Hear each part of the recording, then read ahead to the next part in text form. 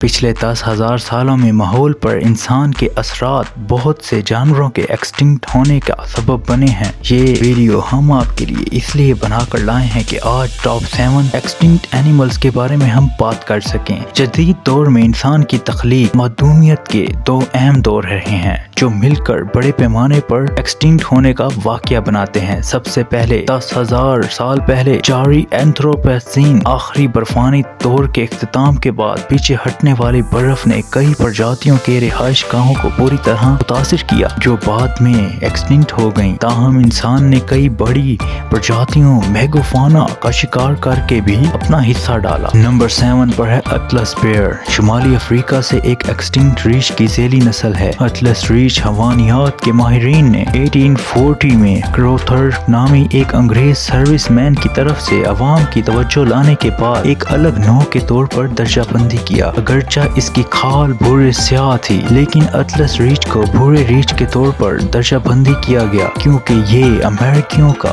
زیادہ ذخیرہ اور مضبوط تھا۔ کالا ریچھ تاہم موجودہ ریچھوں کے مقابلے میں اس کا جینیاتی میک اپ بڑی حد تک منفرد ہے۔ یہ افریقہ کا واحد مقامی ریچھ تھا جو جدید دور میں زندہ رہا۔ نمبر 6 پر ہے گریٹ آک۔ ایک بے پرواز پرندہ تھا جو شمالی بحری پیسیفک میں گریٹ آک رہتا تھا اور موجودہ دور کے پینگوئن سے مشابہت رکھتا تھا۔ پینگوئن کی طرح یہ طاقتور تیراک تھا، گرمی کے لیے چربی جمع کرتا تھا، گھنی کالونیوں میں گھونسلہ کرتا تھا اور زندگی کے لیے تاہم گریٹ آک کی ایک بھاری چونچ تھی اور اونچائی تقریباً 3 فٹ تک تھی۔ نمبر 5 پر ہے سٹیلر کی سمندری سی کاؤ۔ 1768 سٹیلر کی گائے ایک بڑا پیمانے والی پودا کھانے والی سمندری میملییا جانور تھا جو کہ ظاہری شکل میں مانیٹی جیسا تھا، تاہم یہ 9 میٹر لمبا 30 فٹ تک بڑھ سکتا ہے۔ اس جارج ولیم سٹیلر نے دریافت کیا تھا۔ 3 دہائیوں کے اندر اس کا شکار یورپیوں نے کیا جو آسٹریلیا راستے پر چلتے تھے۔ نمبر 4 پر ہے موا۔ اڑان بھرے موا پرندوں کی ایک بڑی نسل تھی جو کہ نیوزی لینڈ کا ہے۔ وہ تقریباً 4 میٹر اونچائی تک بڑھ سکتے ہیں اور ان کا وزن 230 کلو گرام تک۔ ان کی ناقابل یقین اونچائی کے باوجود پرندے کے فقرے بتاتے ہیں کہ انہوں نے اپنا زیادہ وقت اپنی گردن کو آگے کی طرف اشارہ کرتے ہوئے گزارا۔ یہ لمبی گردنیں ممکنہ طور پر کم آواز گونجنے والی آوازیں پیدا کرتی تھیں۔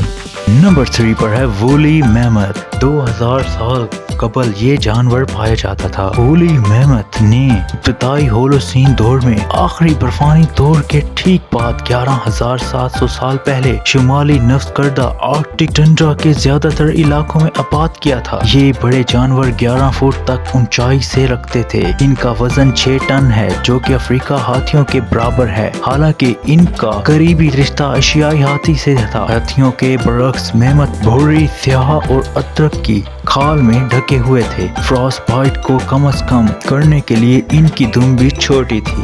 نمبر 2 پر ہے آئرش ایلک نے آخری برفانی دور کے اختتام پر آئرلینڈ سے سائبیریا تک آئرش ایلک زیادہ تر شمالی یورپ کو آباد کیا۔ چونکہ ان کی موجودہ ایلک پرجاتیوں کے ساتھ بہت کم مشترک ہے، وہ زیادہ واضح طور پر وشال ہرن کے نام سے جانے جاتے ہیں۔ وہ کندھے پر 7 فٹ لمبے اور 700 کلو وزن تک بڑھ سکتے تھے۔ ان کے سینگ ہرن کی کسی بھی نسل سے سب سے زیادہ بڑے تھے، چوڑائی میں 14 فٹ تک پہنچتے تھے۔